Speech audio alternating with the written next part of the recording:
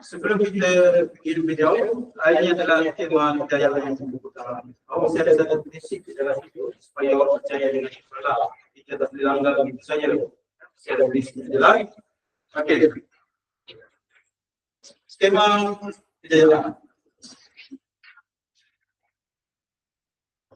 Okey, boleh baca. Ini kita baca maknanya saja. Sesiapa yang beramal soleh dari lelaki atau perempuan sedang dia beriman, maka sesungguhnya kami akan menghidupkan dia dengan kehidupan yang baik, dan sesungguhnya kami akan membalas mereka dengan memberikan pahala dan sedih dari apa yang telah mereka telah lakukan. Ini skema kejayaan. Okey, kemudian ada lagi. Ini kita pegang sampai ke ujung nyawa, sehingga ke ujung nyawa kata jauh spesifiknya. Sesungguhnya orang-orang yang beriman dan beramal soleh mereka ikhlas sebaik-baik. Okey. Adakah panduan di dalam awal menjalani kehidupan, panduan supaya berjaya? Ini sebut bagi bawakan kepada daripada dalam kita. Awak bayangkan Rasulullah SAW berada di hadapan kita, dan dia berkata kepada kita. Kita baca jemaah dia lah. Orang mukmin yang baik lebih baik dan lebih dicintai oleh Allah daripada orang mukmin yang lemah. Yang bawah yang pegang, kalau orang percaya dalam kehidupan ini dia. Nabi kata, bukan cikgu yang kata. Nabi yang kata. Bila Nabi yang kata bermakna dia adalah wahyu bukan. Memberi panduan kepada manusia, memberi panduan kepada kita menjalani kehidupan. Garis takdir kehidupan kita di dalam Sunnah Muslim pada takdir. Okey, capailah dengan sungguh-sungguh apa yang berguna bagimu. Itu kunci dia. Buat sungguh-sungguh. All out. Bukan main-main. Bukan tidur di kelas. Tidak. Bukan bersedia bergurau. Tidak. Sungguh-sungguh. Capailah dengan sungguh-sungguh apa yang berguna bagi. Ini ada yang fa'udah. Wasta'in billah wala ta'jaz. Capailah dengan sungguh-sungguh apa yang berguna bagimu. Satu. Yang kedua, mohonlah pertolongan kepada Allah. Dan jangan kamu menjadi orang yang lemah. Ini kalau kita translate kepada bahasa moden ini. Kalau kita translate kepada bahasa moden ini, itu untuk percaya. Ini kita terjemahkan dia menjadi bahasa moden. Pertama, berusaha dengan tekun. Kita translate makna hadis tadi kepada bahasa yang moden. Pertama, berusaha dengan tekun. Kedua, berdoa kepada Allah. Dan yang ketiga, jangan merasa lemah. Seputar tiga ini.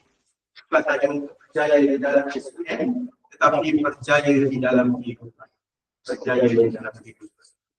Nabi kata, sekiranya kamu meminta syurga, mintalah syurga Firdaus yang tertinggi.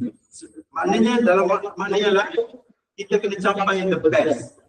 Nabi anjur kepada kita the best, capai yang terbaik di dalam kehidupan. So orang dalam SPM buat yang terbaik. Capai dengan sungguh-sungguh apa yang berguna bagi awak. Antaranya usaha yang bagus berguna bagi awak, matematik berguna bagi awak, capai sungguh-sungguh. Kedua, ingat pertolongan Allah dengan doa.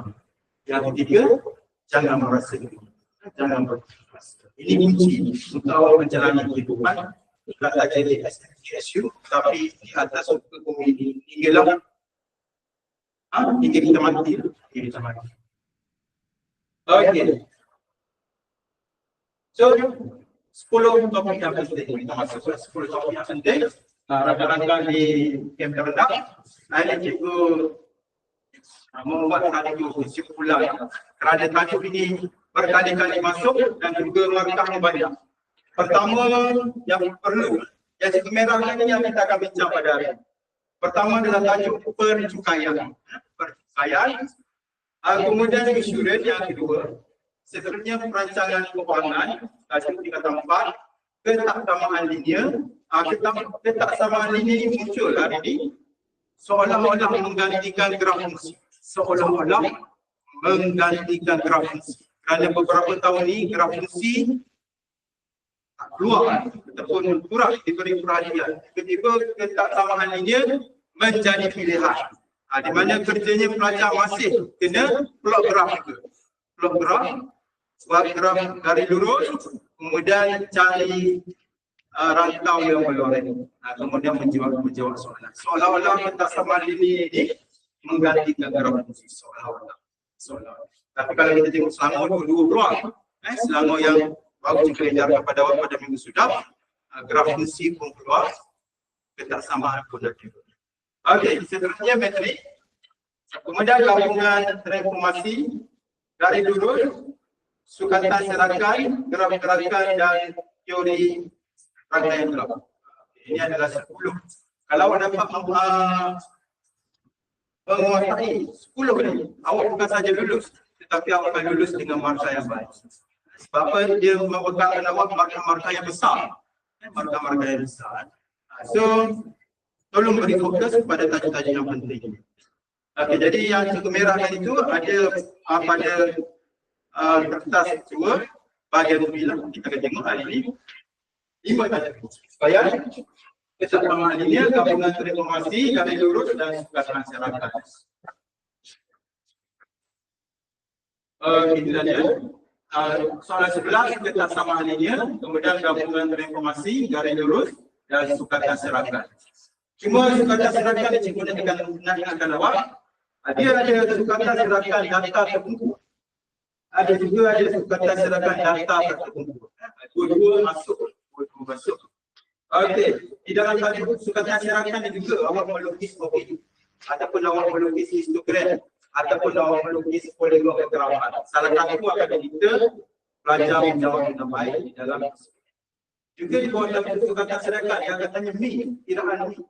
Yang katanya variant. Dan yang paling famous sekarang mereka tanya sesi yang awal. Mereka tanya sesi yang awal. Untuk dapatkan sesi yang awal, pelajar-pelajar kena tahu mengira variant. Apakah hubungan antara variant dengan sesi yang awal? Hanya satu langkah akhir dapatkan variant daripada rumus pergantian.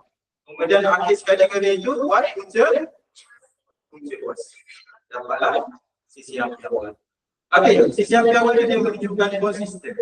Data yang konsisten. Kalau kita nak pilih pelajar untuk apa kemudian untuk mencari cara pelajar kebenaran sekolah.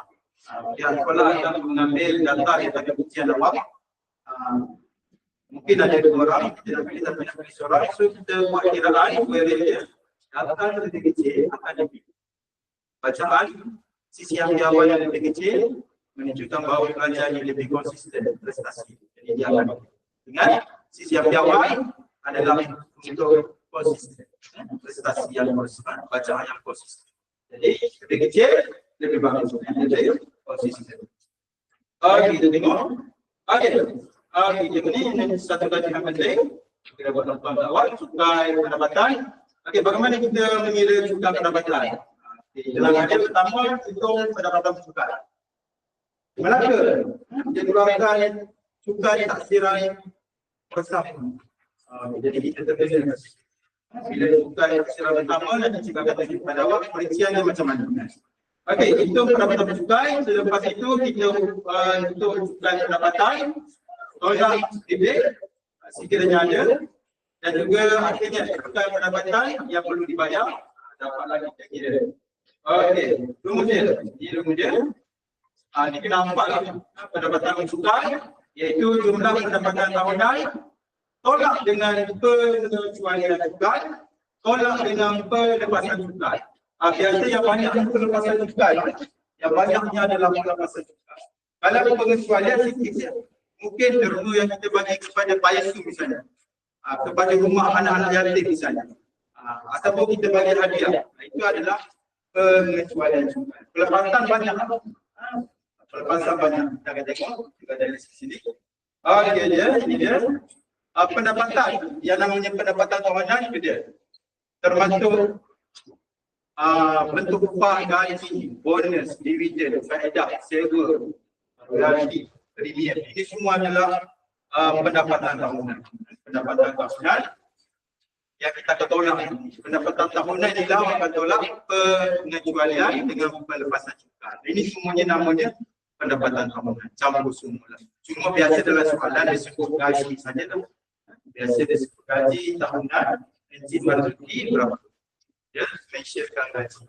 Atau kalau dia nak kena wang, kalau dia nak hebatkan soalan, dia akan bagi gaji dan juga allowance. Allowance tu dia tak masuk. Jadi kalau dia bagi gaji dan allowance tu mesti ditolak terlebih dahulu. Okay. So kita tengok seterusnya.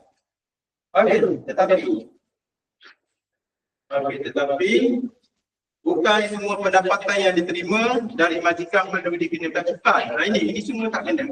Kalau ada dalam soalan awak kena tolak. Kena kecualikan dia. Kalau ada dalam soalan seperti ini, maknanya soalan itu dia hebatkan. Contoh dia bagi maklumat dalam petrol, dia bagi subsidi, perumahan, kenderaan, perbuatan. Ini allowance. Biasa dia akan masukkan dalam soalan allowance. Jadi allowance kita tolak. Allowance tu sila tolak awal-awal. Mula tolak allowance. Sekiranya dia bagi allowance. Yang kita trial pada sudah trial maka dia gaji je. Dia gaji je. Dia tak mention allowance. Jadi tak perlu tolak kalau dia mention allowance kita. Okey, ini pula adalah pengecualian cukai. Sikit je. Pengecualian cukai yang boleh ditolak sekiranya ada bagi hadiah, bagi derma. Banyak soalan dia mention derma lah. Derma ke Palestin misalnya 1,000. Jadi tolak 1,000. Derma ke rumah anak yatim 500. Tolak 500. Itu namanya adalah pengecualian cukai lah. Okey, ada bagi sumbangan kepada perpustakaan misalnya, tolak nilai yang bagi. Contohnya bagi nilai 1,000 pada perpustakaan negeri. Jadi kita tolak harga. Ini semua adalah pengecualian. Pelepasan banyak. Pelepasan banyak lah. Okey, FSP, rawatan, perubatan, iuran pengajian dan lain-lain lah. Insurans hayat. Nanti kita akan tengok. Okey. Ni jangan lupa. Kita ada rebate cukai sekiranya awak layak lah. Ada dua saja rebate cukai. Kena hati-hati, kalau soalan tu dia nak jadikan hebat, dia masukkan ini. Pertama ini, bila kita kira pendapatan bercukai, dah tolak lah. Dah tolak pelepasan, dah tolak pengecualian. Tiba-tiba tengok 34,000 saja. Ada kalau 35,000 ke bawah, lah kali nanti tolak 400. Lah kali bila dah kira semua, dah sekali tolak 400. 400 mesti selamat lah. Ini kalau 35,000 ke bawah, selepas kita buat kiraan. Pendapatan bercukai yang dia 34,000. Maka selamat lagi 400. Masih lagi boleh ditolak di bawah 400. Yang kedua adalah zakat. Sekiranya awak ada bayar zakat, tolak juga zakat. Ini rebate cukai yang kita kira di akhir nantinya. Selepas kiraan baru kita dapat tolak. Okey, ini adalah yang berlaku. Taksiran cukai bersama. Ini poin-poin penting lah. Pertama, bila soalan minta taksiran cukai bersama suami isteri, kena tambah pendapatan suami, gaji suami kena tambah dengan gaji tambah tersebut. Contoh, suami 50,000, isteri pun 50,000. So, sudah jadi 100,000. Kena tambah. Kemudian yang ini, sini yang bila kita nak buat tolak pelepatan, pelepasan cukai tu, dia cuma kira individu seorang saja. Dia kira 9,000 saja. Padahal kalau ikut suami 9,000, isteri 9,000. Kalau cukai berasingan, kalau kau kira untuk cukai berasingan, maknanya suami tolak 9,000, isteri pun tolak 9,000, masing-masing buat sendiri. Itu lebih mudah. Tapi kalau dia buat bersama, hanya tolak 9,000 saja. Kalau dia buat berasingan, yang ini tolak 9,000. Yang satu lagi suami 9,000, isteri 9,000. Tapi kalau buat bersama 9,000 saja yang kita tahu. Itu kena ingatlah. Yang kedua, gaya hidup dan insurans tergantung kepada hak. Kalau berasingan, dia tolak ikut jumlah dia lah. Tapi kalau bersama, bila awak campur-campur pun dia ada hak. Dia kata hak dia 3,000. So kena follow 3,000. Sekali gaya hidup dan insurans sekali saja. Kalau kita buat berasingan, suami lain, isteri lain, jumlah yang berbeza-beza. Kalau bersama, dia ada hak. Kena follow. Maknanya sekali tolak saja. Kemudian derma, kalau ada derma saja. Derma boleh. Kalau isteri 500, suami 500, jadi 1,000. Jadi okey, jadi campur. Kalau ada derma campur bersama. Tak serah juga bersama. Kalau derma saja yang campur suami isteri. Yang lain ada jadi satu. Disebabkan itu cukai bersama nilainya lebih besar. Okey, nanti kita akan tengok bila soalan nanti. Okey, ini info penting. Okey, so kalau gaji awak setahun melebihi 34,000 baru buka di lembaga hasil. Kalau tak sampai, bekerja setahun tak sampai tahunan 34,000, belum layak untuk buka. Belum layak untuk buka. Yang kedua, kalau kita juga, okey ni dia. Besok untuk PCB, potongan cukai bulanan. Kalau gaji awak sebagai orang bujang baru 2851 belum layak. Gaji awak bekerja setiap bulan, gaji awak adalah RM5,851 ke bawah. Jadi tak perlu berubah. Tak perlu membayar cukai. Ketika gaji awak seperti ini. Okey, kalau awak berkahwin, pasangan boleh tidak bekerja, gaji dia 3,851 ke bawah. Kalau dah 39, berubah. Di lembaga hasil. Okey. Baru kita masuk pada soalan. Masuk pada soalan dulu. Okey.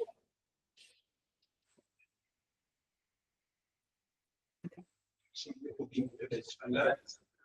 Kita buka soalan kamu itu soalan cukai. Jadi cukai.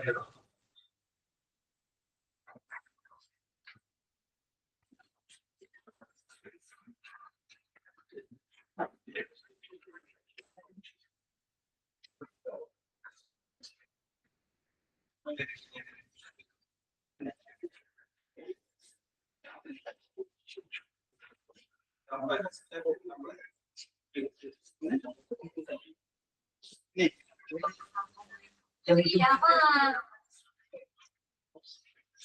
Biasanya sampai maghrib ni.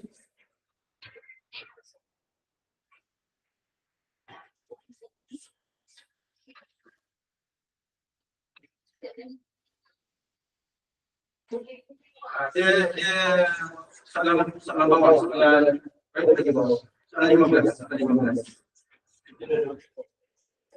Okey, soalan 15 saja.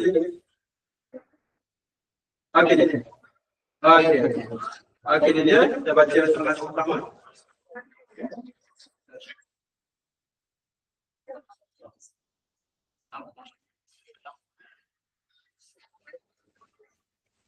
Okey, masing-masing boleh tengok dah dekat kertas masing-masing. Soalan 15 ini. Okey, soalan 15 ini.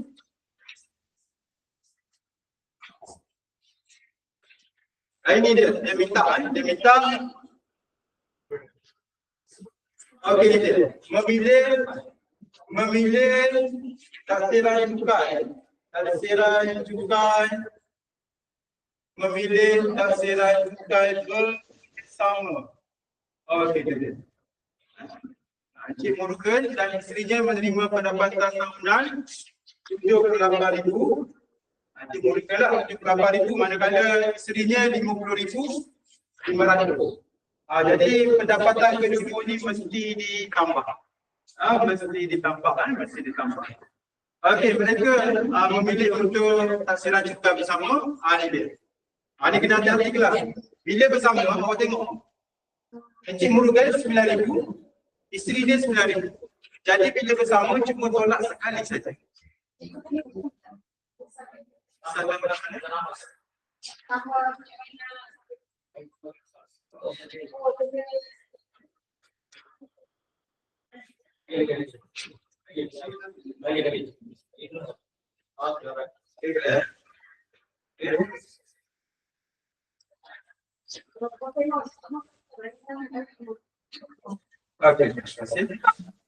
Okey, cuba kita perhatikan.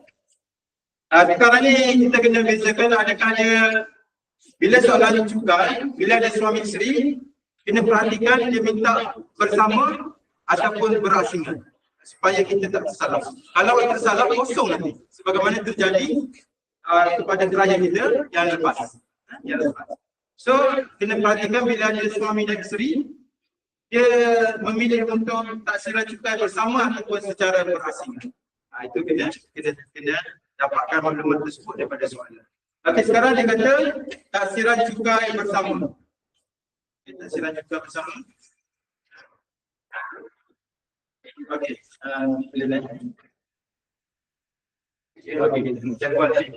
okey, ini adalah pelepasan cukai. Pelepasan cukai jadual dibagi untuk individu kita akan cuma tolak 900 sahaja. Kerana dia bersama. Dia bersama. Jadi dia bukan tolak 900, bukan tolak dua kali. Dia tolak sekali saja. Okey. Kemudian yang kedua, gaya hidup. Banyak gaya hidup. Gaya hidup kalau campur ni banyak. So dia cuma bayar 2,500 saja. Dia tolak 2,500 saja. Yang dia kasih. Yang dia hak. Bersama dia ambil 2,500. Kalau kita buat berasingan banyaklah tolak dua kali. Tapi bila bersama dia ambil hak 2,500 saja. Begitu juga insurans hayat dan dia daripada SP. Kalau kita tengok ni, okey, kalau kita tengok ni berapa ni?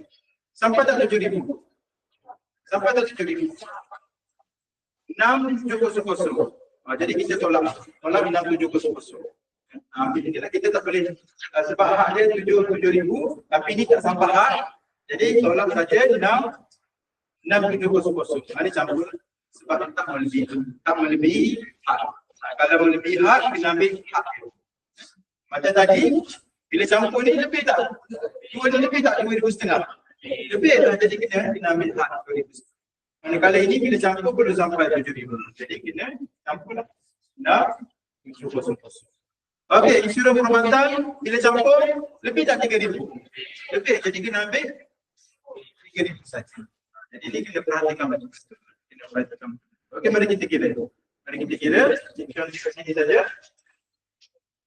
Apakah yang mula-mula kita kira soalan kita terus pada menjawab soalan.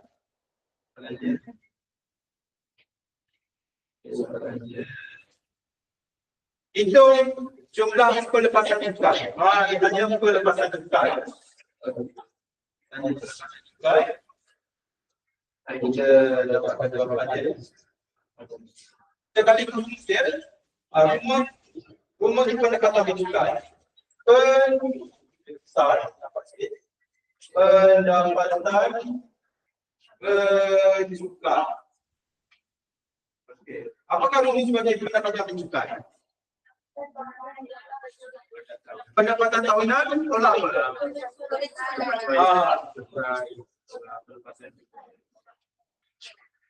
Jumlah pendapatan tahunan. Jumlah pendapatan tahunan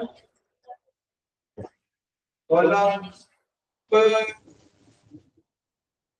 pengecualian cukai tolak pelepasan. Tolak pelepasan cukai. Pelepasan yang banyak. Jadi soalan dia cuma tanya jumlah pelepasan saja. Soalan dia cuma tanya jumlah pelepasan saja, yang belakang saja ditanya. Jadi kita kira yang pelepasan saja lah. Kita kira jumlah pelepasan saja.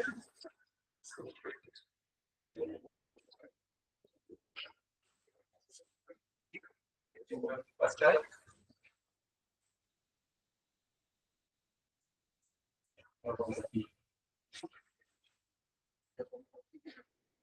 Okey.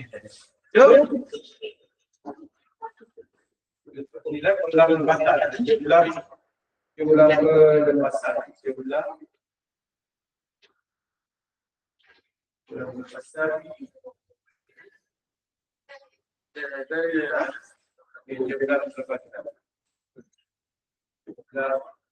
pelepasan.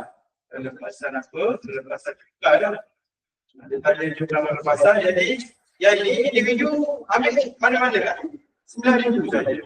Sekali sepanjang bersama. Jadi 9,000. Kemudian yang kedua, yang hidup kena ambil hak. Kena ambil hak 2,500 saja. Sebab hak dia. Kalau dicampur dua-dua, dah lebih. Jadi kita hak. Jadi 2,500 saja. Campur 2,500. Okey, ini pun sama. Ini tak boleh ambil 7,000. Ini tak boleh ambil 7,000. Kenapa? Sebab bila campur ni tak sampai 7,000. Bila campur ni semua berapa? 6,700. Jadi kena 6,700. Okey, apa lagi? Bawah sekali. Disyuruh perkataan. Ini bila campur memang lebih lah 3,000. So, terpaksa ambil hak dia sebanyak 3,000 saja. 3,000. Campurkan semua ni, campurkan. Campurkan tu cik. Berapa? Berapa kalau 21,000? Ini dah jawab. Sebab dia cuma tanya pelepasan cukai. Jumlah pelepasan cukai. Okey, so kita pergi seterusnya. Soalan seterusnya.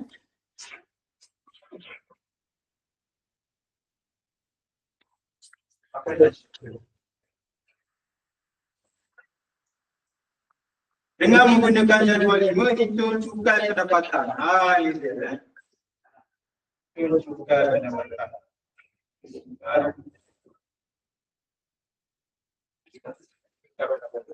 Ini kita guna rumus saja. Okey, sekarang kita akan campurkan kedua-dua. Campurkan kedua-dua dalam kali. Campurkan kedua-dua. Kita buat campur. Campurnya.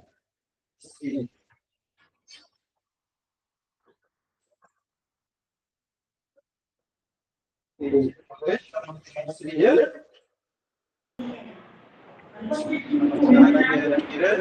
Sebelum kira cukai pendapatan, awak kena kira dulu pendapatan cukai. Langkah pertama adalah pendapatan cukai. Pendapatan cukai. Pendapatan tadi dah kita dapat tadi. Okey, jumlah pendapatan suami isteri. Campur kedua-dua. Ada 78,000. Ada isi juga. Campur dengan pendapatan isteri dia. Adalah 5,000.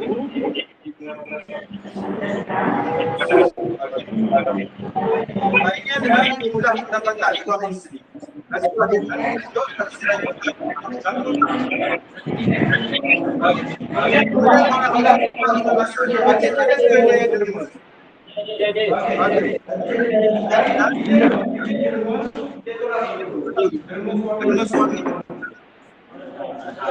Jadi maknanya rumahnya masing-masing 1,000.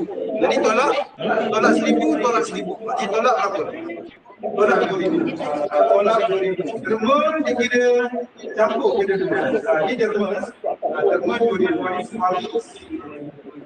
Kemudian tolak dengan pelepasan tadi. Yang mana saja kita kira. Pelepasan tadi adalah 1,000. Okey, sekarang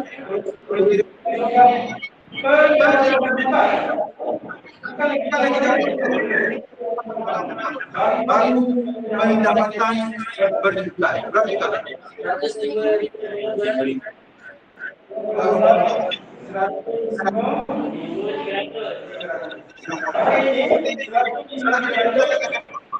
Benda ini adalah pendapatan bercukai untuk awal benda wujud pada jatuh.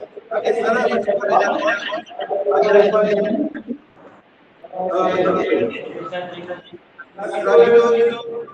kita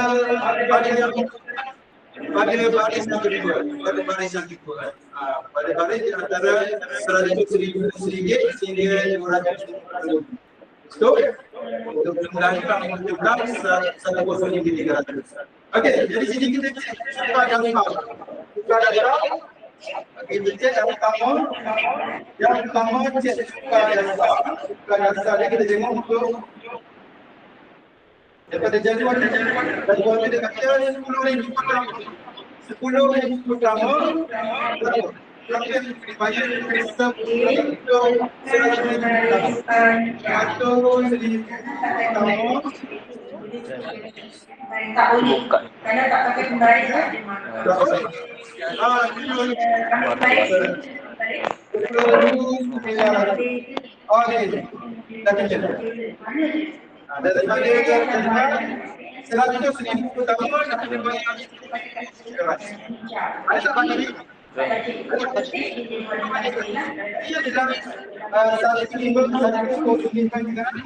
Ini bagus sekali. Ada balance kan? Ada balance sebanyak 5,300. Yang kedua, jadi keluar lagi. Keluar lagi.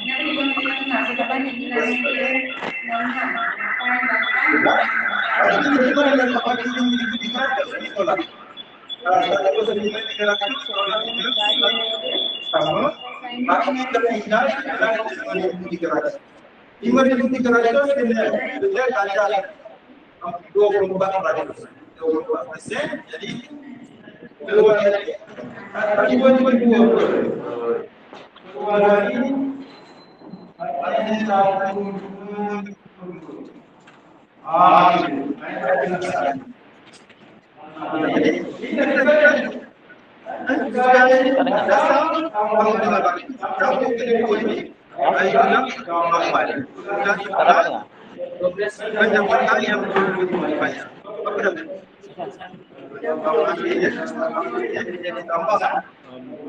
Dia adalah 12,000. Tak ada.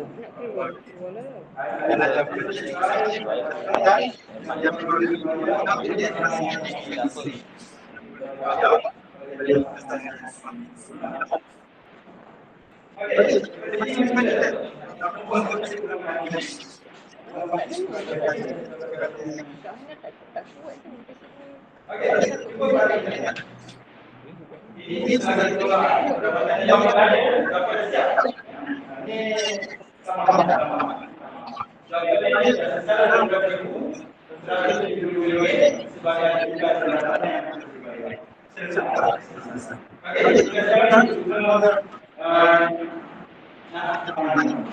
Pertama, ini adalah pendapatan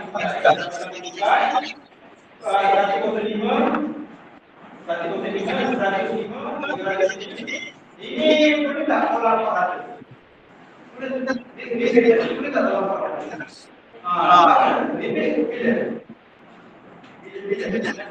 400?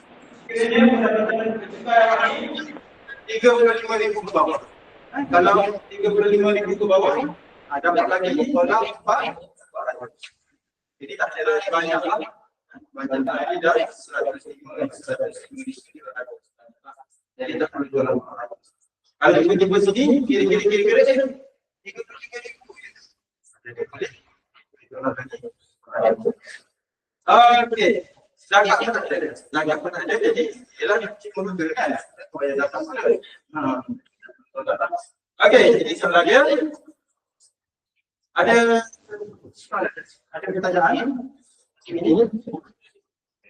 Kalau ada kita tengok sedikit sambungan dia 15 lebih. 15 lebih masih lagi tanya cukai perkhidmatan. Okey, cukai perkhidmatan. Okey, kawan-kawan di camp terendah boleh pelajar-pelajar boleh tengok 15B kerana cikgu akan menggunakan data yang kosong. Data yang kosong untuk menunjukkan pengiraan cukai perkhidmatan. Cukai perkhidmatan.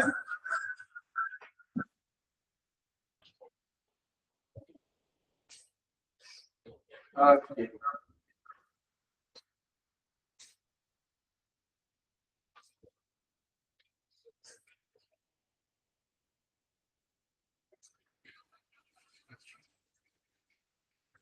So 15B. Kita baca soalan, kira jumlah harga asal tanpa cukai bagi sepotong kek dan secawang kopi. Jika harga termasuk 8% cukai perkhidmatan bagi sepotong kek dan secawang kopi ialah RM RM12.96 dan RM17.28 masing-masing. Okey, so kita akan kira lah. Kira harga asal sebab yang diberi itu adalah harga yang sudah dikenakan cukai. Sudah dikenakan cukai, sudah termasuk cukai. Jadi tugas awak mencari harga sepotong kek yang asal dan juga harga secawang kopi yang asal. Okey, so kita buat, cikgu andaikan kek itu sebagai X lah. Okey. X itu untuk kek, manakala Y itu untuk kopi. Okey, kita gunakan perwakilan X dengan Y. Okey, kemudian dia kata untuk kek, harganya adalah RM12.96 setelah dikenakan cukai perkhidmatan. Jadi kita pun buatlah. Ini adalah daripada harga kek yang asal tambah dengan yang kena berapa persen? 8%. Okey. Inilah bentuk dia lah. Harga asal tambah dengan harga yang kena cukai. Dapat RM12.96. Jadi kita nak tahu S yang asal itu berapa. So kita kira lah. Ini kalau nak senang kita guna kalkulator saja. Kalau nak senang guna kalkulator, macam mana cara dia?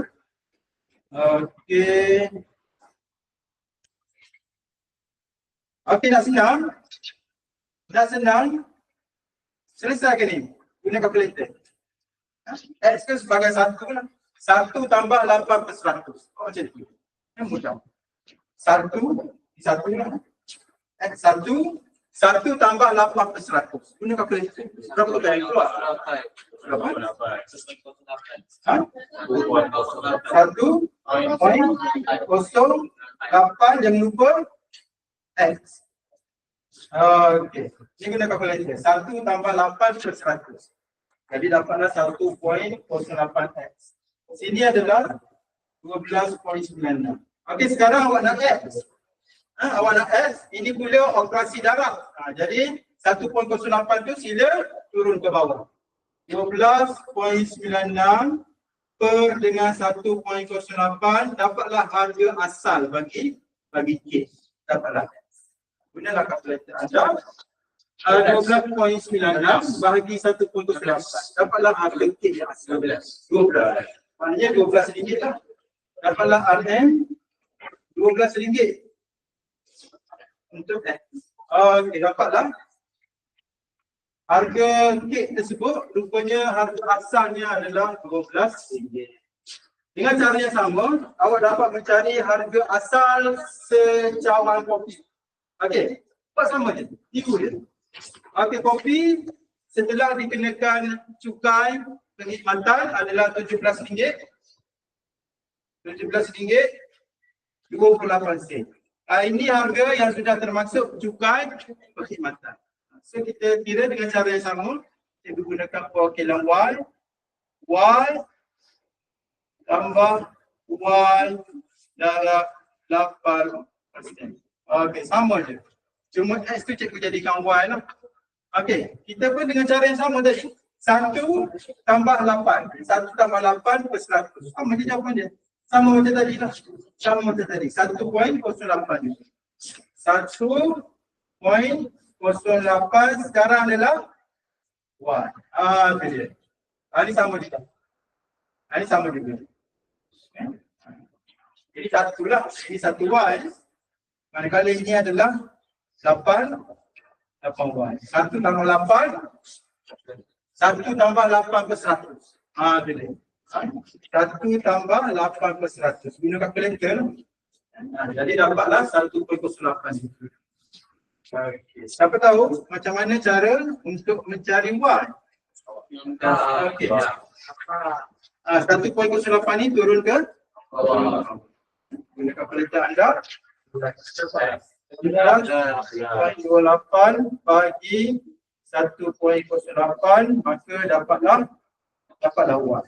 Berapa? RM16. Okey, menggunakan kalkulator dapatlah rupanya harganya RM16. Harga asal secawan kopi. Starbucks berapa? Okey. Jadi itulah. Tapi belum menjawab soalan ni. Belum menjawab soalan. Kita jangan berhenti di sini. Sebenarnya apa soalan dia? Soalan dia kata jumlah, perkataan jumlah. Kira jumlah. Maknanya awak kena tambah kedua lah. Tambah harga kek dengan secawan kopi. Tambahlah.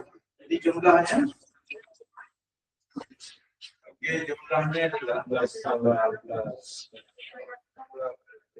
tambahkan sajalah. RM12 bagi kek ditambah dengan bagi secawan kopi RM16. Adalah RM28. Okey, inilah jawapan kek RM28. Dapatlah satu makan untuk jawapan kek RM28. Okey. So selesai soalan tajuk cukai. So kena ingat tadi. Kena hati-hati bila dikata cukai bersama. Taksiran cukai bersama. Individu sekali. Yang lain-lain tu ikut hak dia. Derma kira campur.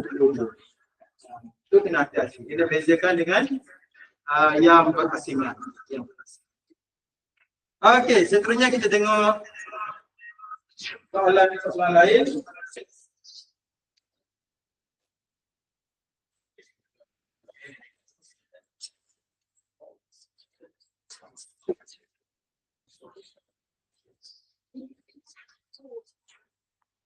Jika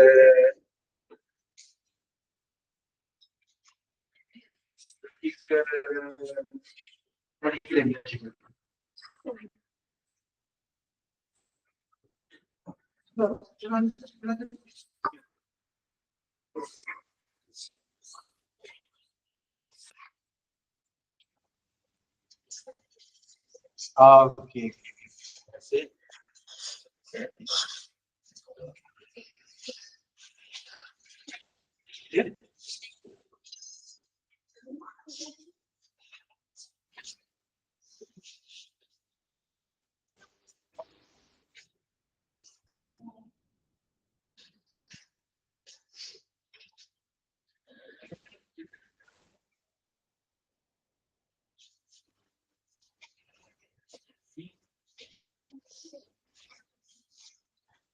Yang biasa okey.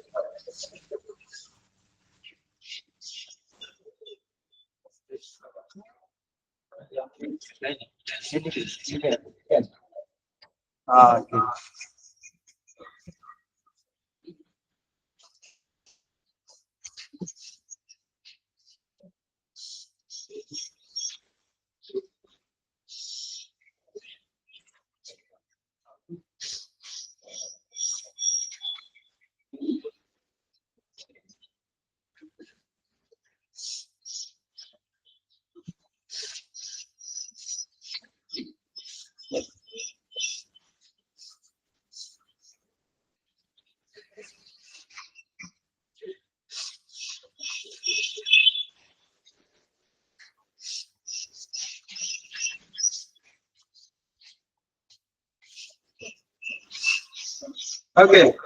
So kita tengok ini. Garis lurus Garis lurus ni paling pelajar tak menjawab. Walaupun kita rasa di dalam kelas pelajar dapat memahami dengan baik, tak tahu dekat mana masalahnya, pelajar tidak dapat menjawab. Hampir amalan, mungkin boleh kata 100% tak boleh jawab, tajuk garis lurus. Okey, langkah pertama pelajar kena tahu rumus ni lah. Ini adalah tajuk bab tingkatan 3, tajuk yang terakhir ni, tajuk yang terakhir di mana awak berjumpa ini. Persamaan Y sama dengan MS tambah C. Masa tingkatan 3 awak jumpa 3 jenis. Awak jumpa 3 jenis persamaan garis lurus, siapa masih ingat? Siapa masih ingat 3 jenis persamaan garis lurus yang awak belajar masa tingkatan 3? Siapa boleh sebut? Ketika awak tingkatan 5, inilah yang menjadi terpenting.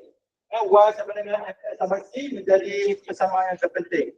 Tetapi masa awak tingkatan 3, dia ada lagi.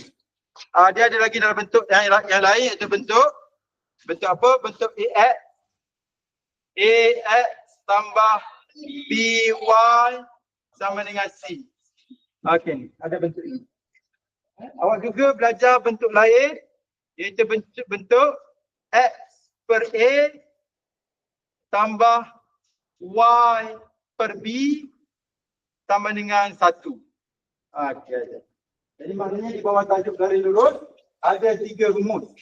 Ada 3 rumus. Termasuk yang terpenting Y sama dengan MX tambah C lah. Jadi hari ini kita akan tengok ini. Y sama dengan MX tambah C. Ini kadang-kadang ditanya juga. Kadang-kadang dia menyelit tanya sebagai satu anak kecil.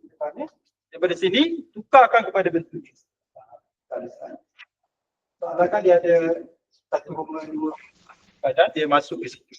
Okey. So ini tak apa, kita tengok kemudian kita nak tengok yang ini. Kita nak tengok yang ini. Persamaan garis lurus. Okey.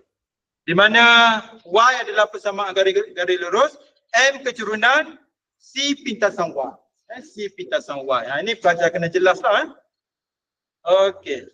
Kemudian kita tengok rumus. Rumus kecurunan. Rumus kecurunan. Ini cikgu bagi 2 rumus kat sini. Rumus kecurunan. Ini kena hafal lah, kena tahu. Rumus yang paling berguna sekali inilah dia. M sama dengan Y2 tolak Y1 per S2 tolak S1. Rumus ini boleh digunakan untuk semua soalan. Ulang. Rumus ini, rumus Y2 tolak Y1 per S2 tolak S1 terpakai untuk semua soalan. Terpakai untuk semua jenis soalan. Manakala rumus yang kedua, rumus kedua ni bersyarat. Rumus kedua bersyarat, iaitu rumus M sama dengan negatif. Dia ada negatif ni. Dia ada tanda tolak. Negatif pintasan Y per pintasan S. Apakah syarat dia? Syarat dia pada soalan mestilah diketahui pintasan Y dan juga pintasan S. Maknanya kalau punya rajah dia, rajah yang diberi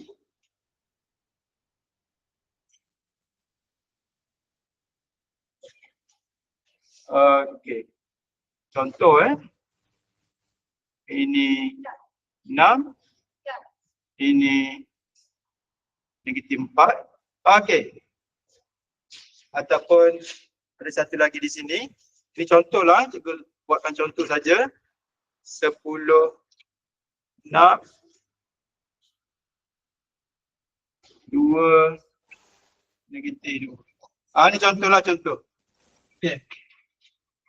Kalau yang ini, garis katalah cikgu labelkan sebagai garis AB garis AB ini. Untuk garis AB ini, hanya boleh guna satu boleh. Ini bolehlah. Satu. Tapi yang untuk AB awak tak boleh guna rumus kedua. Siapa tahu kenapa tak boleh guna rumus yang kedua? Betul. Sebab tak diketahui ni. Tak diketahui pintasan S tak tahu. Kemudian kalau kita sambung-sambung, pintasan Y pun tak tahu. Pintasan S tak diketahui, pintasan Y pun tak diketahui. Jadi, yang ini untuk mencari kecurunan AB tak boleh guna ni. Rumus kedua ni tak boleh guna. Tapi rumus pertama ni boleh guna untuk semua bentuk soalan. Jadi kalau nak guna rumus kedua ni, yang ni boleh lah. Ni pintasan Y dia 6. Pintasan X dia negatif 4. Masukkan dalam rumus lah. Jangan lupa ada tanda negatif pada rumus. Ini hanya terpakai untuk yang ada maklumat saja. Yang tak ada maklumat, kena guna yang ni. Senang cerita, gunalah yang ni. Tak payah pening-pening kepala. Tapi kalau awak jumpa soalan yang macam ni, boleh gunalah. Boleh guna. Cikgu, untuk soalan ni saya nak guna juga rumus pertama. Boleh? Tak ada masalah. Terpakai untuk semua soalan. Okey, kita tengok. Kita belajar sikit. Okey, ni dia. Mengira nilai kecurunan. Mengira nilai kecurunan. Okey, cuba tengok ni. Ni boleh tak nak guna rumus nombor 2? Rumus nombor 2. Boleh. Pintasan Y ada 5. Pintasan X. Jadi kalau kita guna rumus tadi, masukkan sajalah di dalam rumus. Rumus tadi M ialah negatif adalah rumus. Negatif adalah rumus. Negatif rumus pintasan Y. Atas tu adalah pintasan Y per dengan pintasan X. Mat dengar? Tak dengar? Kesian kawan-kawan kita dekat sana ni. Dia tak dengar. Percubaan. Dengar kan? Percubaan.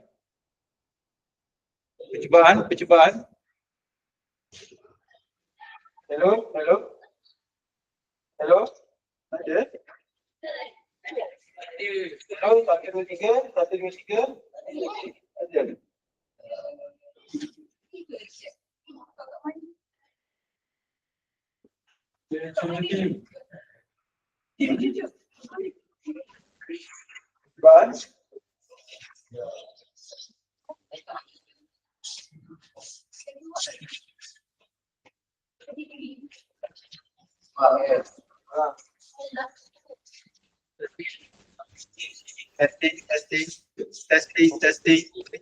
Testing.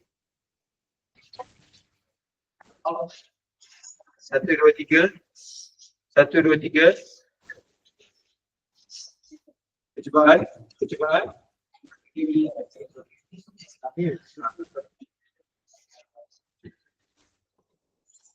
Okey, kita teruskanlah. Masa kita pun tak banyak. So, bagi rakan-rakan yang di rendah yang tak dapat mendengar suara cikgu, dia boleh tengok di skrin lah. Okey, jadi kita akan gunakan rumus kedua kerana kita ada maklumat pintasan Y dan pintasan X. Okey. So, ini rumus dia. Okey, so terbuat negatif adalah rumus. Pintasan Y 5. Pintasan X adalah 6. Okey, dah dapat jawapan dia. Ini adalah kecurunan yang dicari. Menggunakan rumus kedua. Kenapa? Sebab kita ada maklumat. Ada maklumat pintasan Y dan pintasan X. Okey, so kita tengok lagi.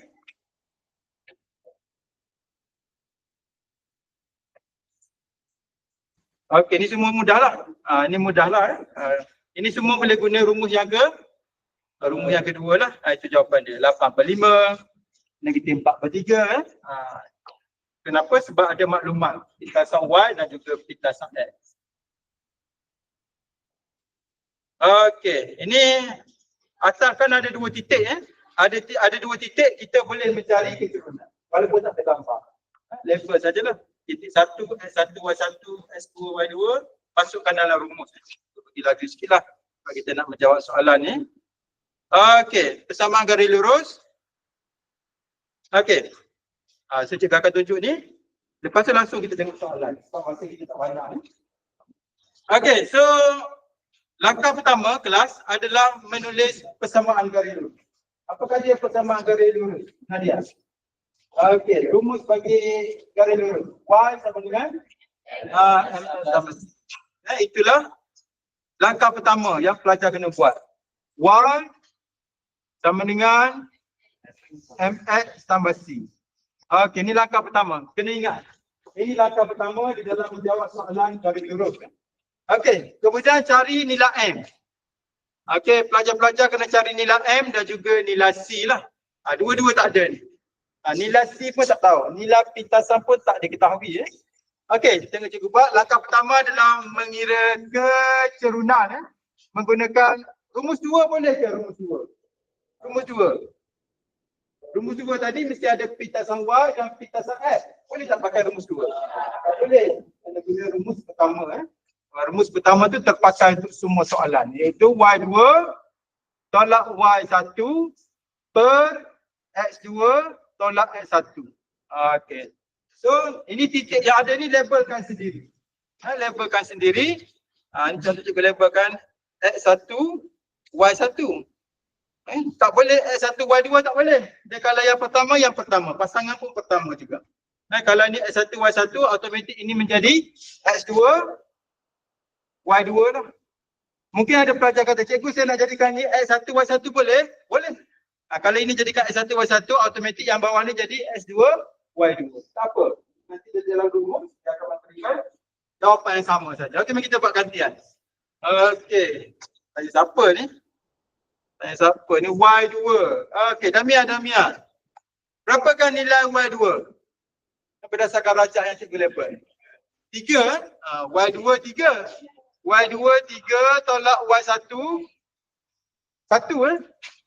Okey, ni cikgu nak ingatkan sila label. Sila label. Setengah-setengah pelajar kerana dia rasa handal, dia tak label. Dia main ambil je masuk. Kemudian salah. Salah pada awal lagi. So tolong. Tolong label. Tolong label. Kemudian ikut dah label anda, masukkan di dalam rumus. Tolong ambil langkah berhati-hati. Manakala X2 adalah 5, X2 5. 5 tolak dengan X1. Negatif 1. Hati-hati. Hati-hati. Boleh tak cikgu buat macam ni? Boleh tak macam tu? Boleh. Di manakah kesilapan dia? Kesilapan dia pertama, tolak ni adalah rumus. Tolak ni adalah rumus. Kemudian X1 tu adalah nilai. Jadi kalau awak buat ni, awak sudah tertinggal. Sedangkan X1 tu negatif 1. So, tolong masukkan negatif 1. So, dia akan jadi tambah lah. Okey, ni tak mahir, guna kalkulator. 3 tolak 1, 2. 5 tambah 6, ini tolak-tolak akan jadi tambah lah. Akan jadi 6. Dapat, kecilkan dapat 1 per 3. Baru separuh kerja. Nilai kecerunan. Separuh kerja. Maknanya awak dah siap separuh. Y sama dengan 1/3 X tambah C. Separuh kerja dah siap. Keturunan sudah berjaya dicari. Okey, untuk soalan ini pelajar kena buat 2 kerja je. Kerja pertama adalah mencari keturunan. Kerja kedua mencari pintasan Y.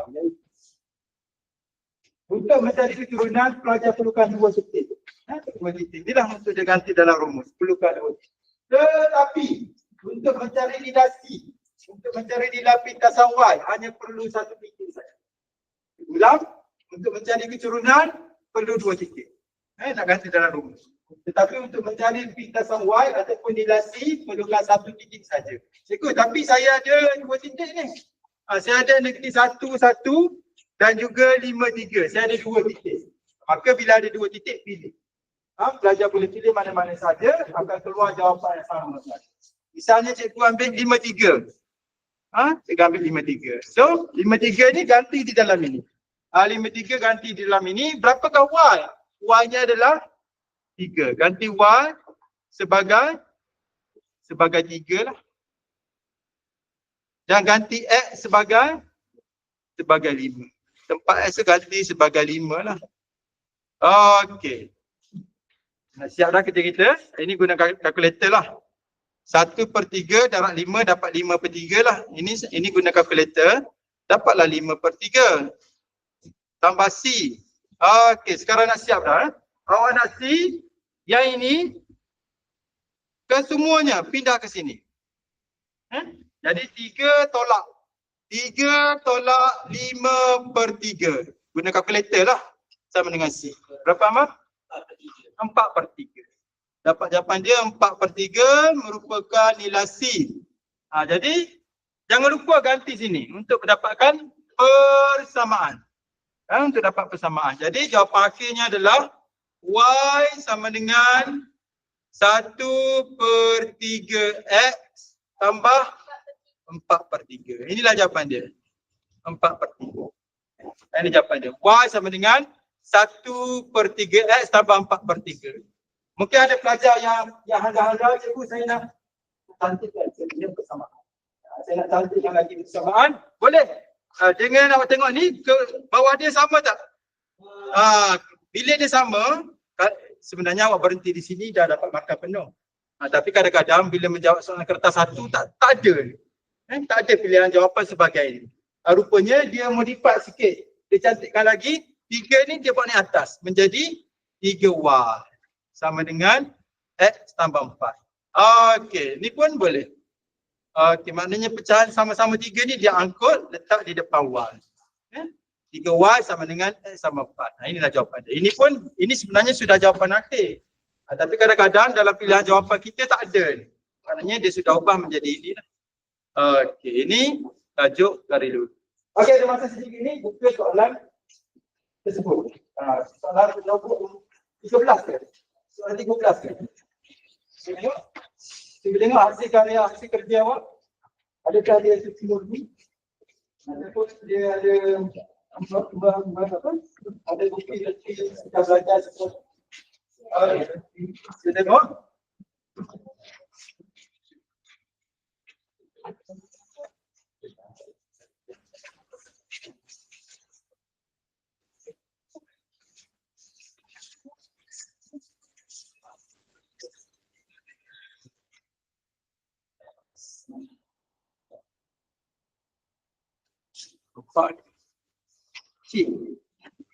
Tak apa, cikgu akan contoh kat sini. Bagi pelajar di kem terendah, tengok soalan 13. Cikgu akan contoh kat sini dengan tulisan lebih besar lah. Okey, ni dia soalan dia. Pertama, nyatakan persamaan garis lurus FG. Cuba cari FG. FG yang condong ke yang menegak? Menegak. Garis lurus ni ada 3 jenis saja. Sama ada menegak seperti tiang, ataupun melintang, mendatar, ataupun yang ada kekendungan. Ada 3 jenis. Menegak.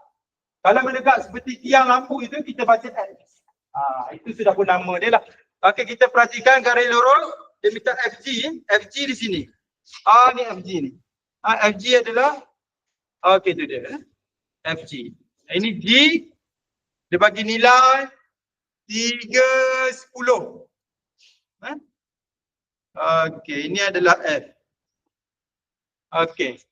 3/10 mana X mana Y? X. Okey. Okey, maknanya sini, ini paksi X ni. Ini adalah paksi X. Dia kena pada berapa ni? Berapakah nilai X di sini? Kosong. XX. X3 dah. Jadi automatik garis ini namanya adalah X sama dengan 3. Macam tu je. Menjawab soalan ini. Nyatakan persamaan garis lurus FG, ini jawapan dia. Macam tu saja. X sama dengan 3. Kenapa? Sebab dia tegak lurus. Menegak 90 degree. Kecerunannya tak tetap. Jadi kita terus berapakah nilai X. Okey, selesai yang satu.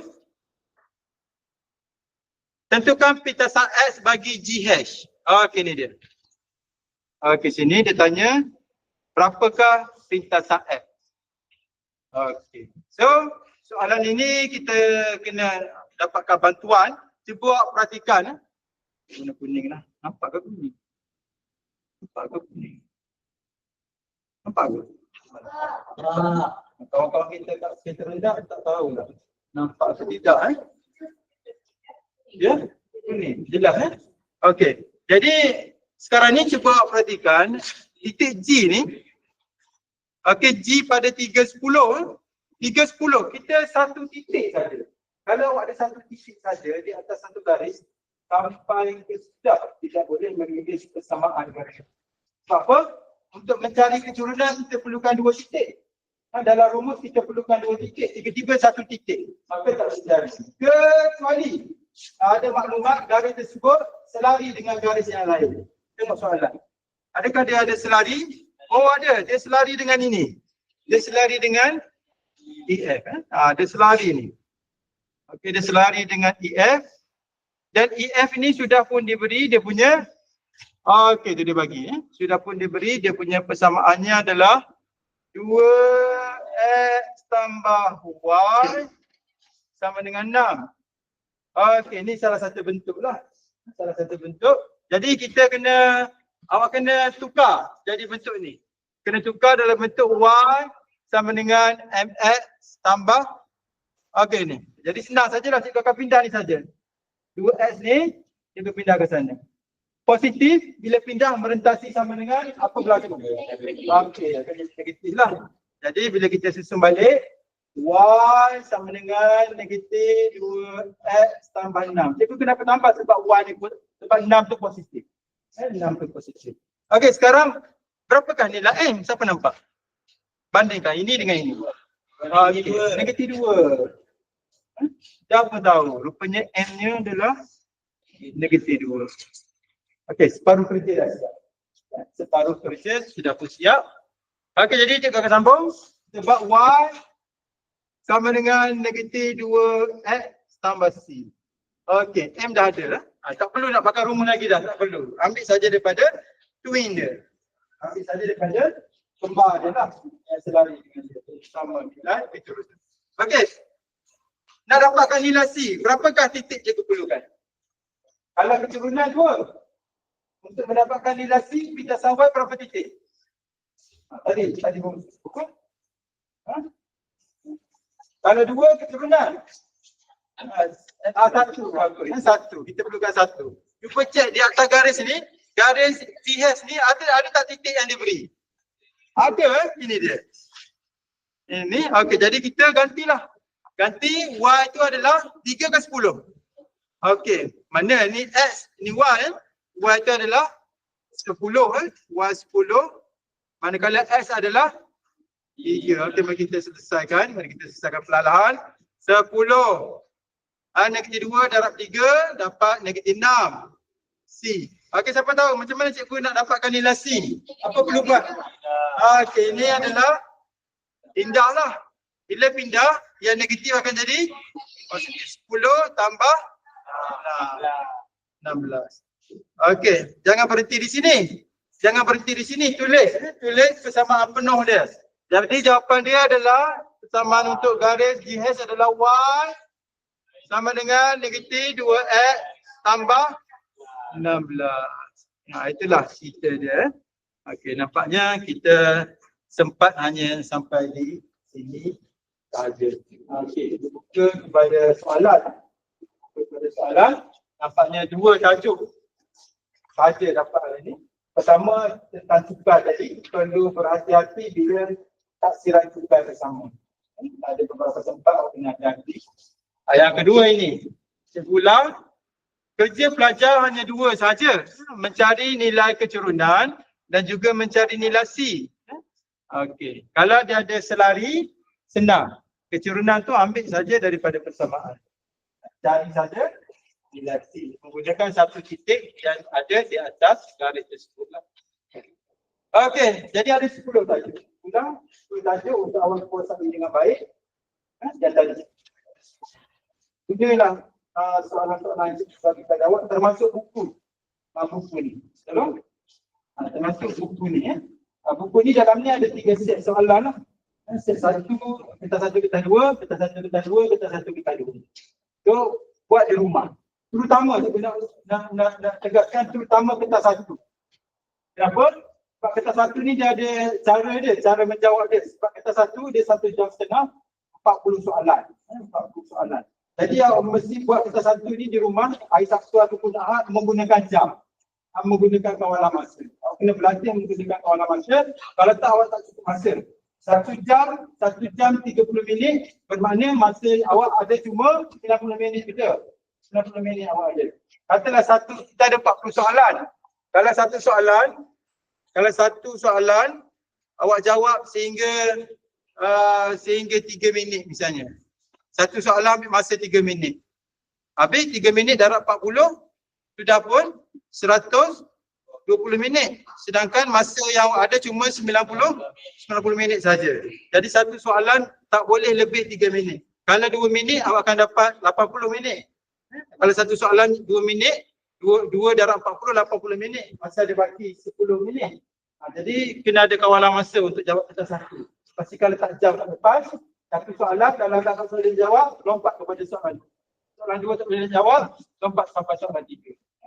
Berlatih menggunakan kawalan masa. Mungkin kali pertama awak berlatih, mengambil masa yang lama. Mesti mengambil masa 2 jam setengah. Kali pertama buat. Buat lagi untuk minggu depan, set yang lain, guna jam juga. Makin lama awak akan menjadi makin mahir dan makin pantas. Jadi akhirnya awak dapat menjawab satu soalan kurang daripada itu. Begitu cara berlatih kita satu. Kalau awak menjawab di tanpa sebarang kawalan masa, SPM besok, awak tak sempat masa. Awak baru soalan 70. Pengawas kata, okey, masa menjawab tinggal 5 minit. Sebab awak tidak pernah berlatih menggunakan jam kawalan masa. Faham tak? So, kita satu kena berlatih di rumah, guna jam kawalan masa, letak jam di depan. Kali pertama tak apalah buat dulu. Sampai 40 soalan tu, berapa masa yang awak ambil. Kali kedua, mesti kena lebih pantas. Sehinggalah awak dapat menjawab satu soalan kurang 3 minit. Kalau awak tak buat, besok, awak tak cukup masa. Sampai 10 soalan, sampai 12 soalan, awak main tembak dulu. Tembak dulu. Yang tak tembak tadi perlu betul-betul. So, all the best. Buat masa ni kita akan fokus ke Stan 2 lah.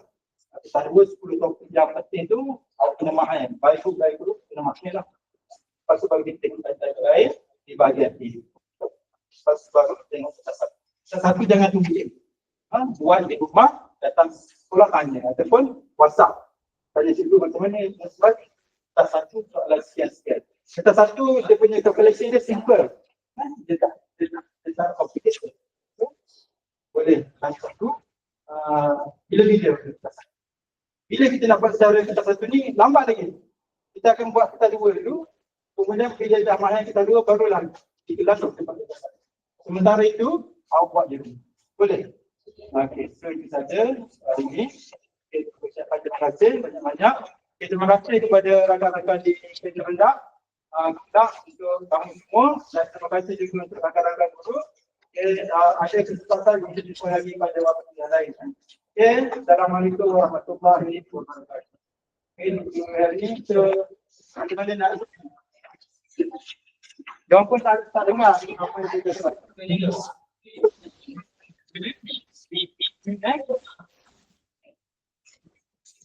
Okay.